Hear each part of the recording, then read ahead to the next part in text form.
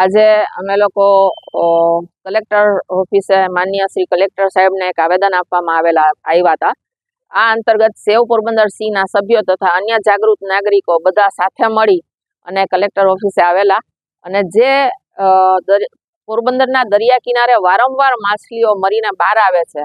તો એ અંતર્ગત કોઈ જાગૃત નાગરિકે કલેક્ટરશ્રીને ફરિયાદ કરતા કલેક્ટરશ્રીએ જીપીસીબીને આ અંગે તપાસનો આદેશ આપેલો હતો। તો અમે લોકો બધા એટલા આવ્યા છે કે જે આ આદેશ થયેલો છે તેની જે તપાસ આવે એ પબ્લિકલી જાહેર કરે કે તમે શું તપાસ કરી છે, કારણ કે હવે પછીના અમારા સેવ પોરબંદર સીના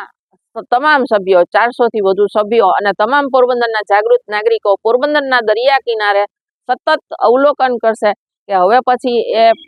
પાણી છોડવામાં આવે છે કે નહીં, પાણી પ્રદૂષિત છે કે નહીં અને દરિયામાં કઈ રીતના એના ચેન્જ છે અને કઈ રીતે માછલી મરે છે એની સતત અમે અવલોકન કર્યા રાખશું। એમાં અમને ફેર લાગશે તો અમે પાછા ને પાછા ફરિયાદો કર્યા રાખશું। એટલે આજ પછી આ તમામ માહિતી પબ્લિકલી જાહેર કરવામાં આવે એ બાબતે અમે આવેલા હતા।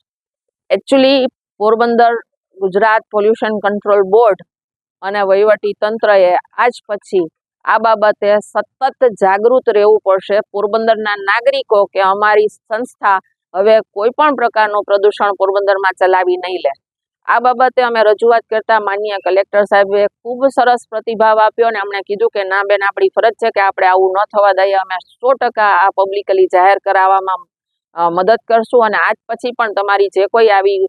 ફરિયાદો હોય એના પરત્વે ધ્યાન ખેંચશું। અને આજે કલેક્ટર સાહેબની સાથે સાથે અમે ગુજરાત પોલ્યુશન કંટ્રોલ બોર્ડમાં પણ આટલા તમામ સભ્યો જવાના છીએ અને ત્યાં તેમને પણ આ અંતર્ગત એક આવેદન આપશું અને આ અંતર્ગત અમે આજે કલેક્ટર સાહેબને આવેદન આપ્યું પછી જીપીસીબી ને પણ કડક શબ્દોમાં રજૂઆત કરી અને આવેદન આપી દીધું છે કે હવે કાંઈ પણ પગલાં લ્યો તો અમને આખા પોરબંદરને જાણ થવી જોઈએ કે તમે શું પગલાં લીધા આ બાબતે। આપણે જોવા જઈએ તો મચ્છી જે આપણે પોરબંદરના કાંઠે થોડાક મહિના 1.5 મહિના પહેલા આમ જોવા જઈએ તો આપણે બિરલા ફેક્ટરી જે છે શોકેમ ચાલુ છે, ત્યાં એમનું જે પાણીની જે યોજના છે એ એની ટ્રીટેડ કરેલી નથી નાખતા અને જે તે સમયે જેમ જો કોરોના હતું એ સમયે જે અહીંયા મચ્છીનો ઉત્પાદન થયો છે એ પુષ્કળ માત્રામાં થયો હતો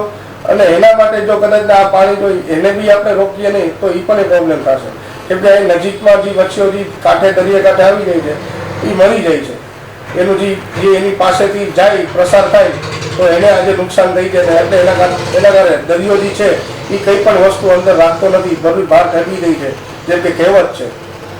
એટલે એના માટે કરીને જે મરેલી માછલીઓ છે એ દરિયા કાંઠે આવી જાય આ કેમિકલના પાણીના લીધે। આવનારા દિવસોમાં અમે નવા કાર્યક્રમો કરવાના છે। અત્યારે આપણે દુકાને ઘરે જઈને આપણે જાગૃત કર્યા છે અને સાથે આપણે ચોપાટીમાં ડ્રાઈવ કરી હતી અલગ અલગ સંસ્થાની સાથે જોડાઈને અને હજી આમાં આવનારા દિવસોમાં ઉગ્રથી ઉગ્ર આંદોલન થાય અને અમે આગળની જવા તૈયાર છે આના માટે, કંઈ પણ થાય એના માટે। ને આ પાણીને અમે ક્યારેય આવવા નહીં દઈએ। પોરબંદરના દરિયામાં તો ઠીક છે પણ અમે ગુજરાતના દરિયામાં પણ અત્યારે આ યોજનાથી ચાલુ થવાની વાત કરે છે, અલગ અલગ 8 જગ્યાએ આ યોજનાનું પ્રસાર થવાનું છે એવું અમને પેપર થ્રુ માહિતી મળી છે। તો એને બી અમે ગુજરાતમાં પણ અને અમારા અખિલ મચ્છીમાર મહામંડળના પ્રમુખના મેજર જ્યારે મિટિંગ ગોઠવાયેલી હતી વેરાવળ ખાતે ત્યારે પણ આનો ખૂબ વિરોધ થયો હતો અને સેન્ટિમેન્ટ હર્ટ થયા હતા। આજરોજ સેવ પોરબંદર સી કમિટીના સભ્યો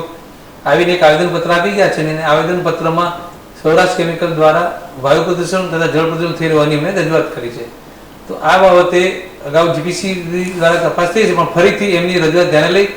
જીપીસીબી દ્વારા ફરીથી તપાસ થાય અને તપાસમાં જે કંઈ તારણો નીકળે એની જાણ સંસ્થાને પણ થાય અને લોકોને પણ થાય એ રીતની એમની રજૂઆતને અમે ગ્રાહ્ય રાખી છે અને એ પ્રમાણે અમે કાર્યવાહી કરાવશું।